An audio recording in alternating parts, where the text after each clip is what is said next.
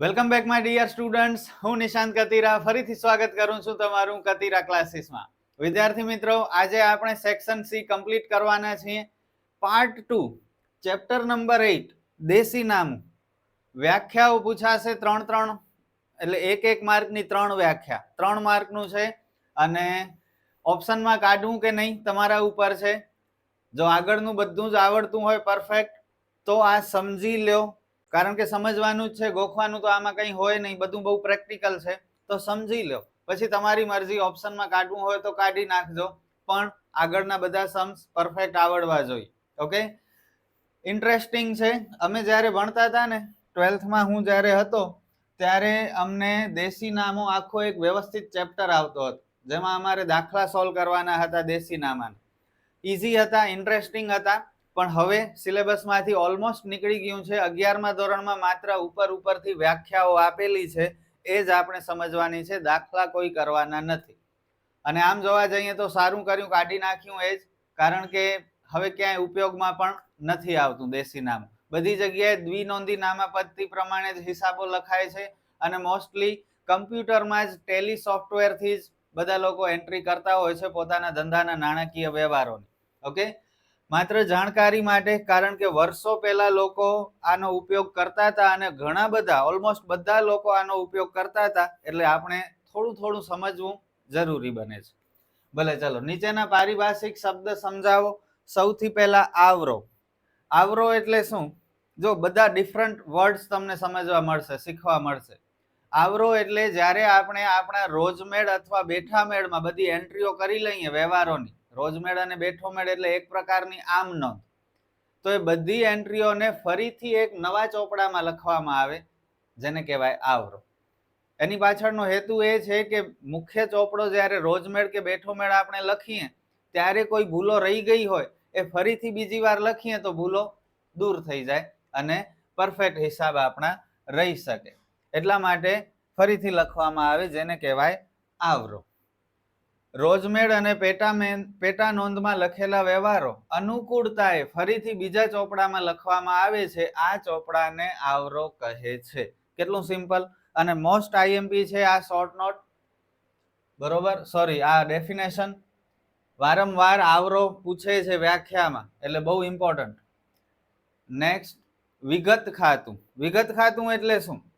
દેશી નામામાં જ્યારે એક જ તારીખે નાના ઘણા વ્યવહારો થતા હોય, અથવા કોઈ એક વ્યક્તિ સાથે એક જ દિવસમાં ઘણા વ્યવહાર થયા હોય, ત્યારે દરેક વ્યવહારને અલગ લખવા કરતા વિગત ખાતે લખી એની અંદર જે બાબત જે લખી એમાં જે કાંઈ અલગ વ્યવહાર થયા છે એ દર્શાવી દેવાના. તો એક જ એન્ટ્રીમાં 2 થી 3 વ્યવહાર એક સાથે આવી જાય, એટલે લખવા વાળાને સગવડ રહે. એટલા માટે વિગત ખાતાનો ઉપયોગ થાય. જો મારી રીતે સમજાવું, ધારો કે આપણે 15 તારીખે 200 રૂપિયા મજૂરીના ચૂકવ્યા, 100 રૂપિયા લારી ભાડાના ચૂકવ્યા, બરોબર, હજી 200 રૂપિયા બીજા કંઈક ચૂકવ્યા, જાહેરાત ખર્ચના ચૂકવ્યા. તો આવી રીતે 3-4 અલગ ખર્ચ આપણે કર્યા, તો શું કરવાનું?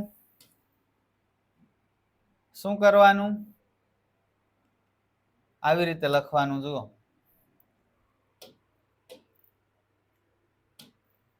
શ્રી વિગત ખાતે ઉધાર સાઈડ, કારણ કે ખર્ચ કર્યા છે, આવી રીતે લખાય. અને અહીં રૂપિયા લખાય, 200 રૂપિયા લારી ભાડું, 100 રૂપિયા મજૂરી. થોડું ડિટેલમાં સમજાવું છું.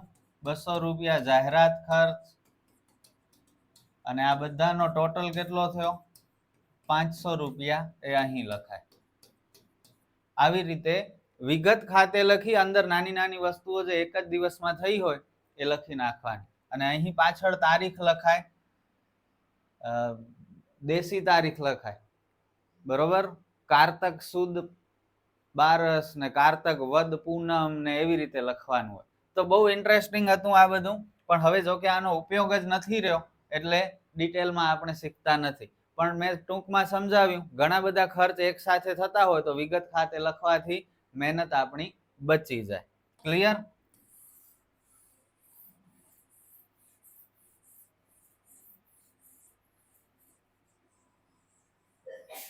જો વ્યાખ્યા શું કહે છે આની, જ્યારે કોઈ એક વ્યક્તિ સાથે અથવા કોઈ એક બાબતે એક કરતા વધુ વ્યવહારો થયા હોય ત્યારે દરેક વ્યવહારની અલગ અલગ નોંધ નહીં લખતા કુલ રકમથી શ્રી વિગત ખાતું જમા કે ઉધાર કરવામાં આવે છે અને વ્યવહારમાં ખરેખર જમા કે ઉધાર થતા ખાતા અંદરની બાજુ વિગતના ખાનામાં દર્શાવાય છે. મેં હમણાં લખીને બતાવ્યું તમને. અંદરની સાઈડ બધા જે મેઇન ખાતા હોય એ લખી નાખવાના. ઓકે, સ્ક્રીનશોટ જોઈએ તો લઈ લો. ત્યારબાદ નેક્સ્ટ વ્યાખ્યા છે આપણી શાહ ખાતું. બહુ ઇન્ટરેસ્ટિંગ આ પણ.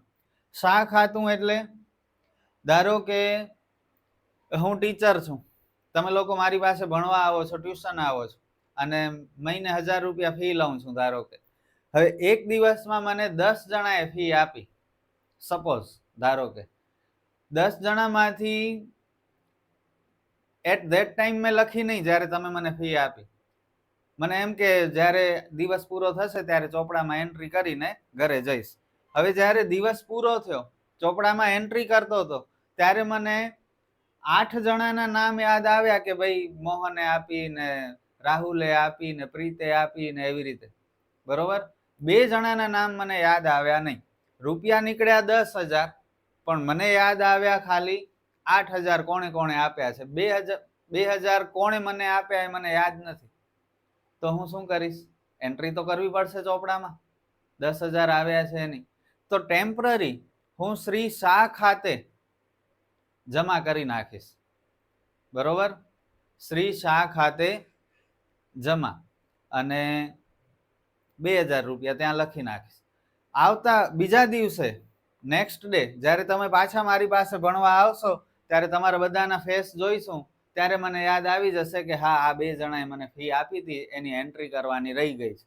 મેં ટેમ્પરરી શાહ ખાતે એન્ટ્રી કરી હતી. હવે શાહ ખાતું કરી નાખીશ હું ઉધાર, બંધ કરી નાખીશ અને જે 2 જણાના નામ નતા લખ્યા એ વ્યવસ્થિત લખી નાખીશ.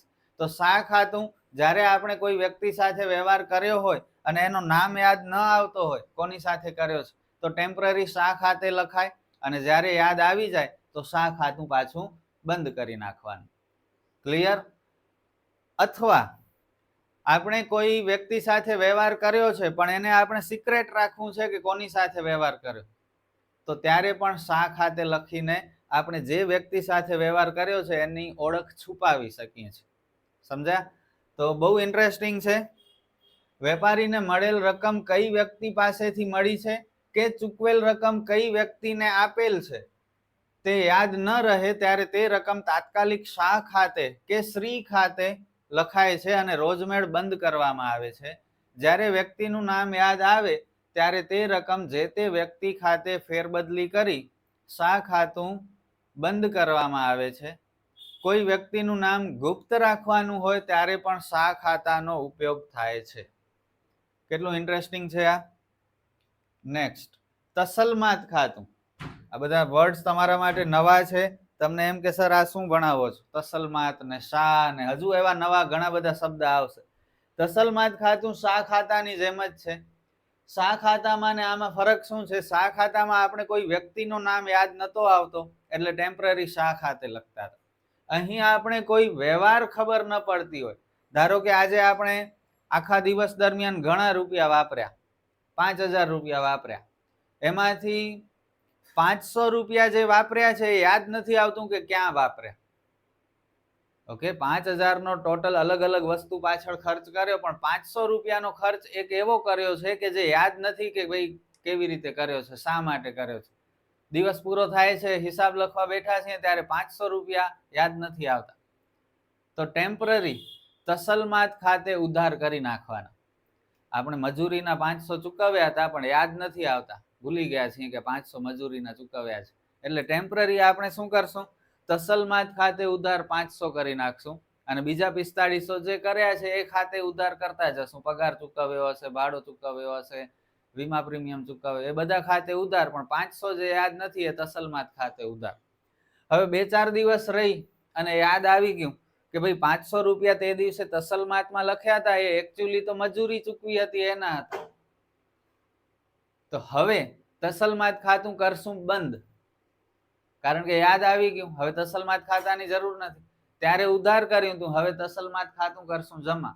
અને જે મજૂરી ખાતું ઉધાર નતું કર્યું એ કરી નાખશું ઉધાર, કારણ કે ખર્ચ ઉધાર હોય. સમજાણું? તો જ્યારે કોઈ ખર્ચ કર્યો હોય અથવા કોઈ આવક મળી હોય, એ નામ યાદ ન આવે ખાતાનું કે શેના માટે આપણે ખર્ચ કર્યો કે કઈ આવક મળી, એટ ધેટ ટાઈમ ટેમ્પરરી તસલમાત ખાતું ખોલવામાં આવે. જ્યારે એ ખર્ચ કે આવકનું નામ યાદ આવી જાય એટલે તસલમાત ખાતું પાછું બંધ કરી નાખવામાં આવે. વેપારીને કોઈ રકમ મળી હોય અથવા વેપારીએ કોઈ રકમ ચૂકવી હોય ત્યારે તે રકમ કયા ખાતે લેવી તે નક્કી ન હોય અથવા યાદ ન રહ્યું હોય તો તે રકમ પ્રથમ તસલમાત ખાતે લખાય છે અને રોજમેળ બંધ કરવામાં આવે છે. પછી સાચું ખાતું યાદ આવે કે નક્કી થાય ત્યારે તે રકમ જે તે ખાતે ફેરબદલી કરી તસલમાત ખાતું બંધ કરવામાં આવે છે. આમ તસલમાત ખાતું એ રોજમેળ સમયસર બંધ કરવા ઉપયોગી છે. તસલમાત ખાતું દ્વિનોંધી નામાપત્તિના ઉપલક ખાતા જેવું છે. ખાલી જગ્યામાં પૂછી નાખે, દ્વિનોંધી નામાપત્તિના ઉપલક ખાતા જેવું ખાતું ખાલી જગ્યા છે તસલમાત ખાતું. સ્ક્રીનશોટ લઈ લેજો. નેક્સ્ટ છે દેશાવર ખાતું. આ પણ બહુ ઇન્ટરેસ્ટિંગ. દેશાવર ખાતું એટલે આપણે બિઝનેસ કરીએ છીએ, આપણી પાસે ઘણા માણસો છે કામ ઉપર.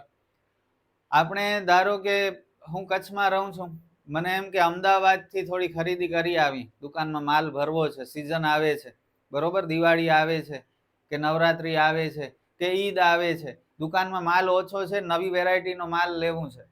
હવે આપણે દુકાન છોડીને જઈ શકીએ એમ નથી, એટલે આપણે આપણા માણસને કીધું કે ભાઈ તું અમદાવાદ જા અને દુકાન માટે ખરીદી કરી આવ, 2-3 દિવસ તું જઈ આવ અને હોલસેલ માર્કેટમાંથી સારી એવી વસ્તુ લઈ આવ. અને આપણો માણસ અમદાવાદ જશે પણ આપણે એને રૂપિયા તો આપવા પડશે.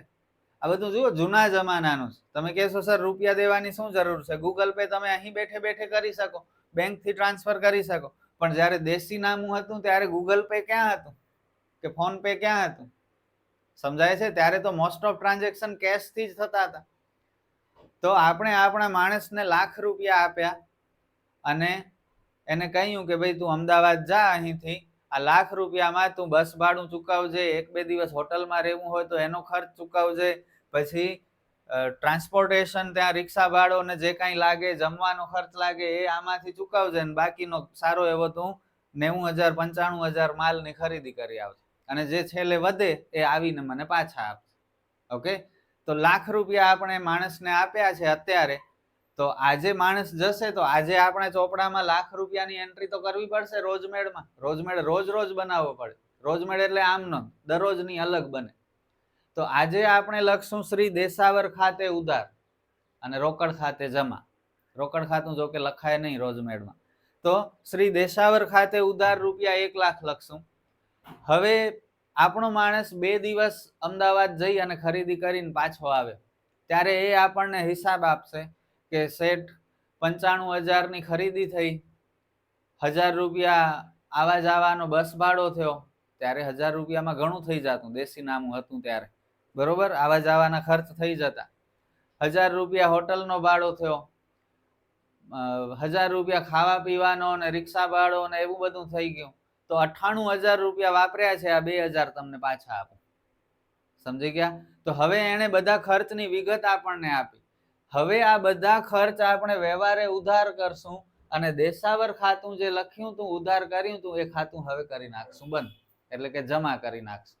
અને ખરીદ ખાતે ઉધાર લખશું 98,000 અને 1,000 રૂપિયા ચા પાણી અથવા નાસ્તા ખર્ચ ખાતે લખશું, 1,000 રૂપિયા ટ્રાન્સપોર્ટેશન ખર્ચ ખાતે લખશું, બરોબર.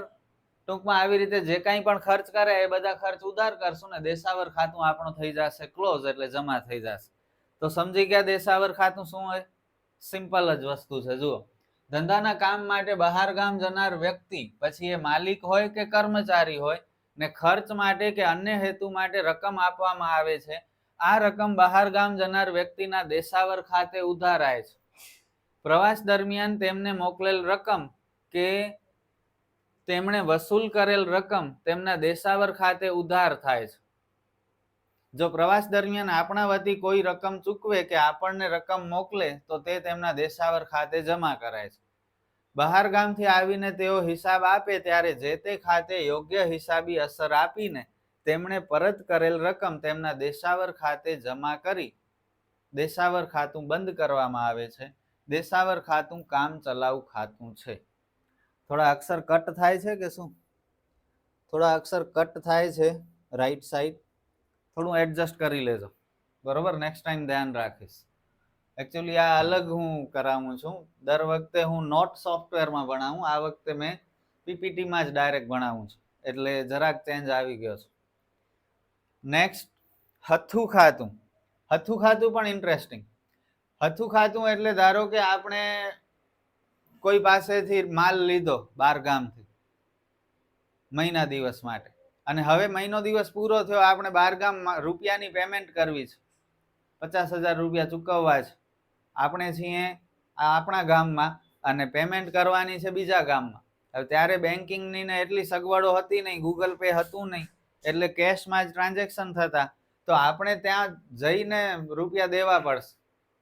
હવે આપણે ધંધો મૂકીને જઈએ એમ પોસિબલ નથી, એટલે આપણે આપણા માણસને 50,000 રૂપિયા આપી અને કીધું કે ભાઈ આ તું સામેવાળા વ્યક્તિને આપી દે અને એની પાસેથી રૂપિયા મળ્યાની પહોંચ લઈ આવ. અથવા આપણે આંગળિયાને પણ કહી શકીએ, હવાલાનો ધંધો કરતા હોય રૂપિયાની લેવડ દેવડનો, એને પણ કહી શકીએ કે ભાઈ અમારા રૂપિયા ત્યાં પહોંચાડી દે, અથવા આપણા માણસને મોકલી શકીએ. તો અત્યારે આપણે 50,000 રૂપિયા આપણા માણસને આપ્યા અને એને કીધું કે ભાઈ તું બાર ગામ જા અને ત્યાં સામેવાળી પાર્ટીને આપી દે. તો સામેવાળી પાર્ટીનો આપણે અકાઉન્ટ નહીં ખોલીએ, ખાતો નહીં ખોલીએ, આપણે આપણા માણસનું જ નામ લખશું. આપણે લખશું, ધારો કે આપણા માણસનું નામ રોહિત છે, તો રોહિતના હથ્થું ખાતે ઉધાર તે રોકડ ખાતે જમા રૂપિયા 50,000. સમજાણું? હવે આપણો માણસ રોહિત અમદાવાદ પહોંચશે કે સુરત પહોંચશે કે ગાંધીનગર પહોંચશે, અને જે પાર્ટીને પેમેન્ટ કરવાની છે એને રૂપિયા 50,000 આપશે, એટલે પાર્ટી એને પહોંચ આપશે કે હા તમારી પાસેથી 50,000 મળ્યા. ત્યારે આપણે ફરી બીજી એન્ટ્રી કરશું કે ગાંધીનગર વાળી પાર્ટી ખાતે ઉધાર, અને જમા શું કરશું? જે હથ્થું ખાતું ટેમ્પરરી ખોલ્યો તો હવે એની જરૂર નથી, જે પાર્ટીને રૂપિયા મોકલવા હતા એને મળી ગયા, આપણને પહોંચ મળી ગઈ, એટલે હથ્થું ખાતું જે ઉધાર કર્યું તું એ કરી નાખશું બંધ. રોહિતના હથ્થું ખાતે જમા. સમજાણું? બે એન્ટ્રી થાય. પહેલા આપણે આપણા માણસ દ્વારા રૂપિયા મોકલ્યા તો માણસના હથ્થું ખાતે ઉધાર, અને પછી જ્યારે મેઇન પાર્ટીને રૂપિયા મળી જાય તો એ મેઇન પાર્ટી ખાતે ઉધાર ને હથ્થું ખાતું થઈ જાય જમા. બસ, બહુ ઇન્ટરેસ્ટિંગ છે દેશી નામ. વેપારી પોતાના લેણદારને રકમ ચૂકવવા માટે કારકુન, આંગડિયા કે મુનિમને રકમ આપે ત્યારે તે રકમ સીધી લેણદારને ખાતે ઉધારવાના બદલે કારકુન, આંગડિયા કે મુનિમના હથ્થું ખાતે ઉધારવામાં આવે છે. જ્યારે લેણદારને રકમ મળ્યાની પહોંચ મળે ત્યારે તે રકમ લેણદાર ખાતે ઉધારીને જે તે વ્યક્તિનું ખાતું જમા કરાય છે. આમ હથ્થું ખાતું બંધ થાય છે. હથ્થું ખાતું કામ ચલાઉ ખાતું છે. ઓકે, હથ્થું ખાતું કેવું ખાતું છે? કામ ચલાઉ ખાતું છે.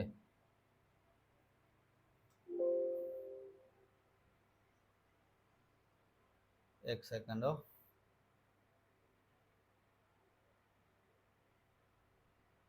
હવે તમને કદાચ દેખાશે. થોડીક સેટિંગ કરી લઉં એટલે તમને વાંધો ના આવે. આમાં પણ એમ જ થાય છે.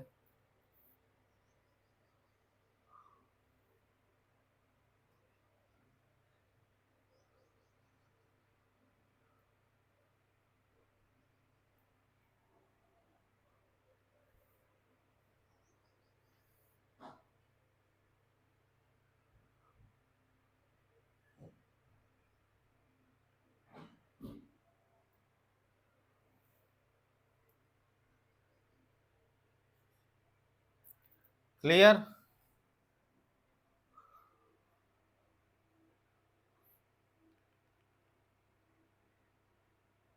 સ્ક્રીનશોટ જોઈએ તો લઈ લો. અને ત્યારબાદ કબૂલાત આપવી. કબૂલાત આપવી પણ બહુ સિમ્પલ. ધારો કે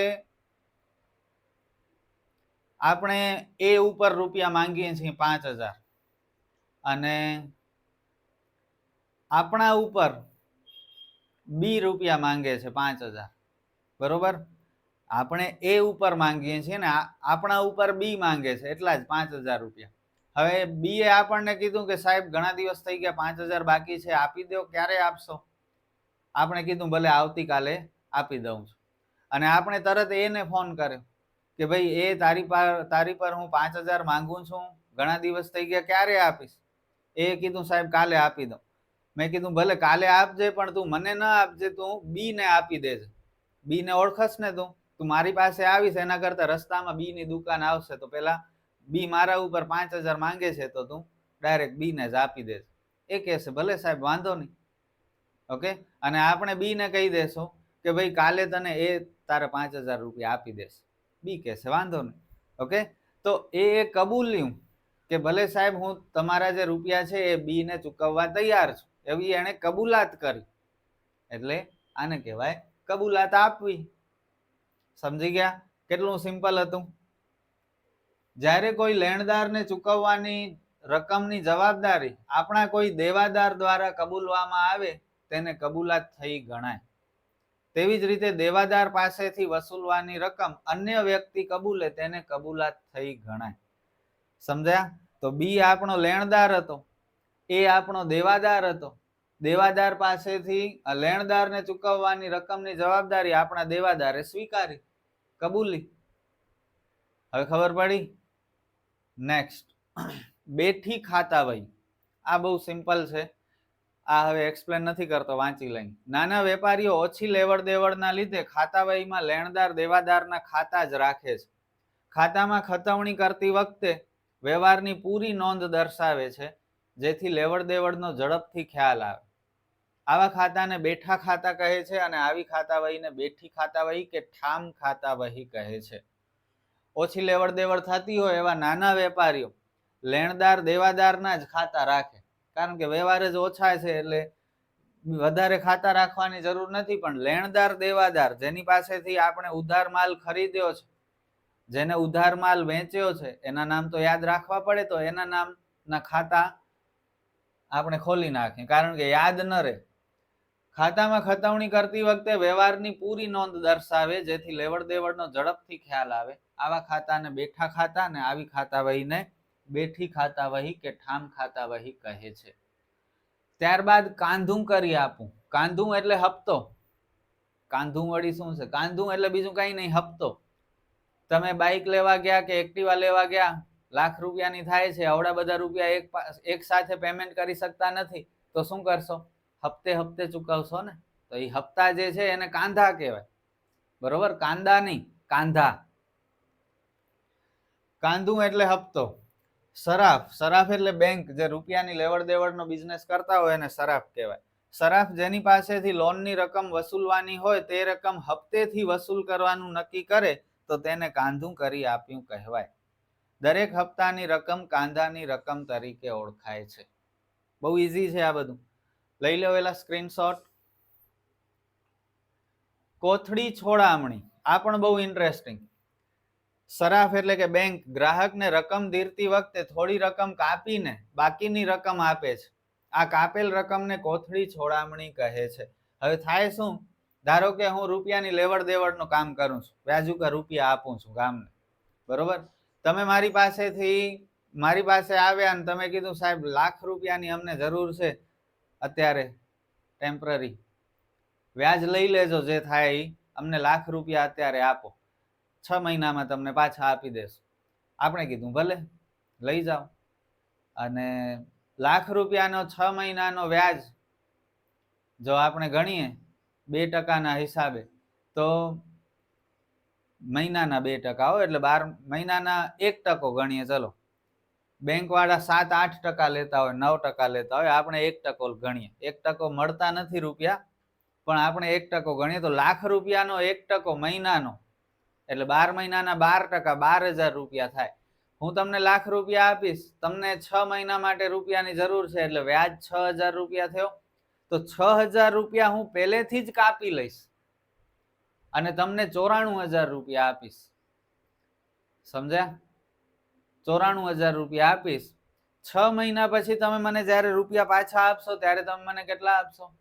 પૂરા લાખ આપશો. 6,000 તો વ્યાજ વ્યવહારે થાય ને, બરોબર?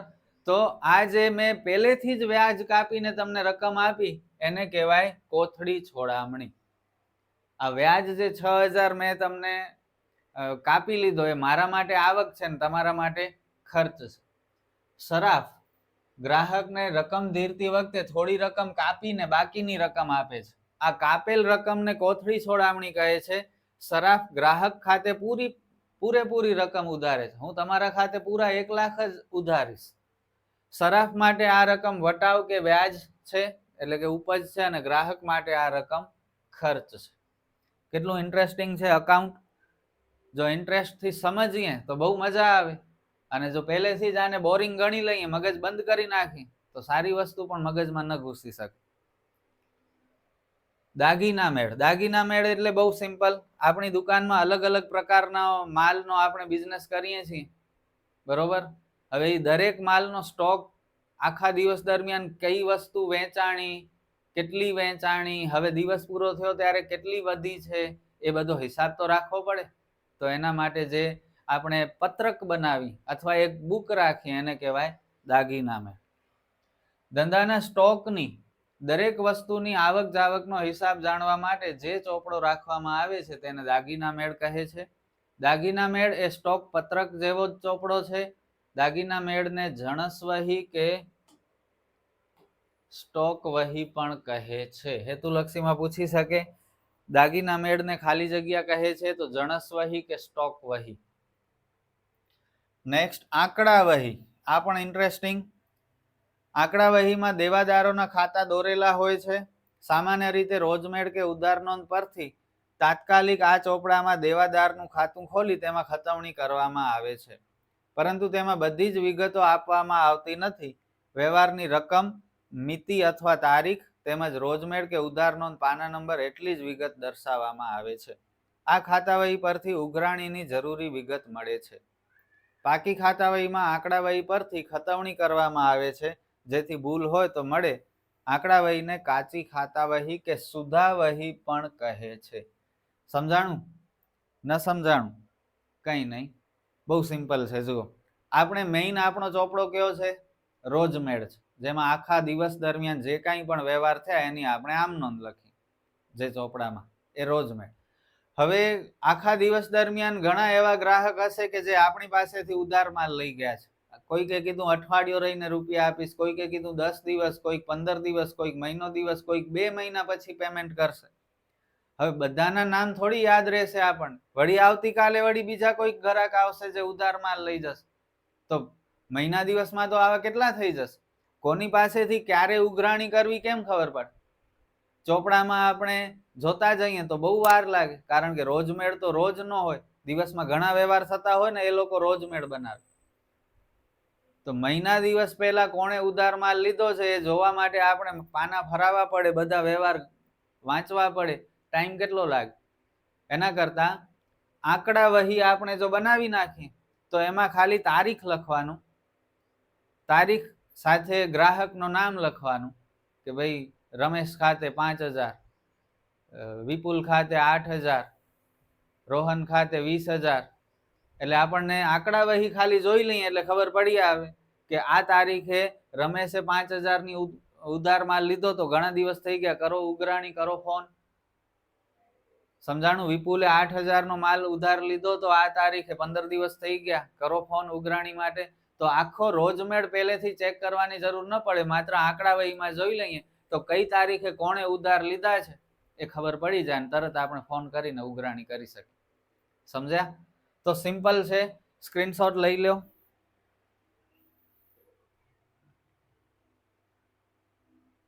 ત્યારબાદ છે જાંગડ નોંધ. જાંગડ નોંધ બહુ ઇન્ટરેસ્ટિંગ. નામ થોડું વિચિત્ર છે પણ ઇન્ટરેસ્ટિંગ છે. જાંગડ નોંધ એટલે આપણી દુકાન છે, ગ્રાહક આપણી પાસે આવ્યો, ગ્રાહકે એક વસ્તુ ગ્રાહકને પસંદ આવી, આ વસ્તુ તો સારી છે, નવી છે, પણ સારી હશે કે નહીં, દેખાવમાં તો સારી લાગે છે, વાપરવામાં મજા આવશે કે નહીં. આપણે કીધું કે ભાઈ 5 દિવસ અથવા અઠવાડિયું તમે આ વસ્તુ લઈ જાઓ, વાપરો, મજા આવે તો રૂપિયા આપજો, જો મજા ન આવે તો અઠવાડિયામાં પાછી આપી જાજો, પાછી લઈ લેશું, બરોબર. રૂપિયા નહીં લઈએ. 7 દિવસની આપણે મુદત આપી. હવે એ ગ્રાહક આપણી પાસેથી એ વસ્તુ લઈ ગયો, એને વાપરી 7 દિવસ સુધી, એને મજા આવી અને 8મા દિવસે આવી અથવા પહેલે જ 5 દિવસમાં જ એને મજા આવી ગઈ અને આપણને પેમેન્ટ કરી ગયો. સમજ્યા? તો આવા વ્યવહારને કહેવાય જાંગડ વ્યવહાર, અને એની નોંધ જે ચોપડામાં થાય એને કહેવાય જાંગડ નોંધ. અથવા એવું પણ બને કે 7 દિવસની મુદત આપી હોય આપણે અને એને મજા ન આવે ને 4 દિવસમાં કે 5 દિવસમાં જ વસ્તુ પાછી આવી જાય, એમ પણ પોસિબલ છે. અને જો 7 દિવસ દરમિયાન એ પાછી વસ્તુ આપવા ન આવે તો સમજી જવાનું કે ગ્રાહકને વસ્તુ ગમી છે અને એને રાખી લીધી છે.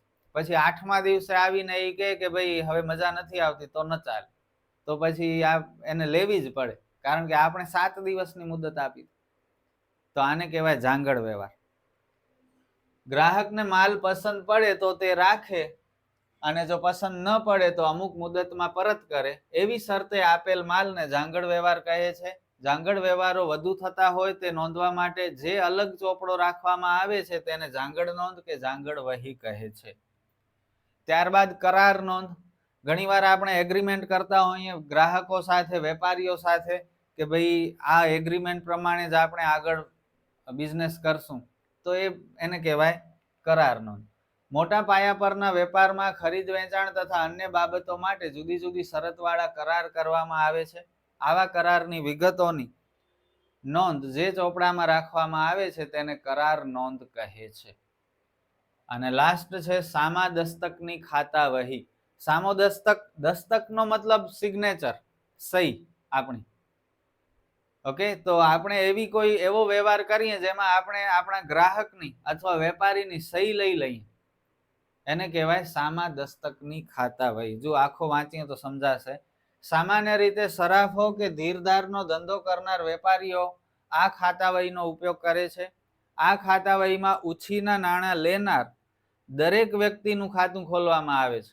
તેમાં ઉછીની આપેલ રકમ, મિતિ, તારીખ, વાર, ધિરાણની શરતો જેવી કે વ્યાજનો દર, કાંધા એટલે કે હપ્તાની ચૂકવણીની વિગત, હપ્તો મોડો ચૂકવાય તો શું દંડ થશે, કેટલો વ્યાજ લાગશે, તે દંડનીય વ્યાજ, તેમજ જામીનગીરી તરીકે તારણમાં લીધેલ મિલકતો અને દસ્તાવેજો વગેરે દર્શાવવામાં આવે છે. રકમના પ્રમાણમાં રેવન્યુ સ્ટેમ્પ લગાડી તેના પર ઉછીના નાણાં લેનાર વ્યક્તિની સહી લેવામાં આવે છે. આમ ખાતામાં સામી વ્યક્તિની સહી એટલે કે દસ્તક લેવાતી હોવાથી તેને સામા દસ્તકની ખાતા વહી કહે છે. વ્યાખ્યા થોડી મોટી છે પણ યાદ રાખવી પડશે. તો ધારો કે હું નાણાંનો ધીરધારનો વેપારી છું, તમે મારી પાસે આવ્યા, ઓકે, મોહિત આવ્યો, એને કીધું સાહેબ 10,000 રૂપિયા ખપે. અક્ષય આવ્યો, એને કીધું સાહેબ 20,000 ખપે. વળી ત્રીજી વ્યક્તિ આવી, સુમન આવી, એને કીધું 50,000 ખપે. તો બધાને હું રૂપિયા આપું છું, પણ રૂપિયા પાછા પણ મને મળવા જોઈએ ને. તમે ભાગી જાઓ તો હું ક્યાં જાઉં? તો તમારી સહી હું લઈ લઉં જેથી કરીને તમે બંધાઈ જાઓ.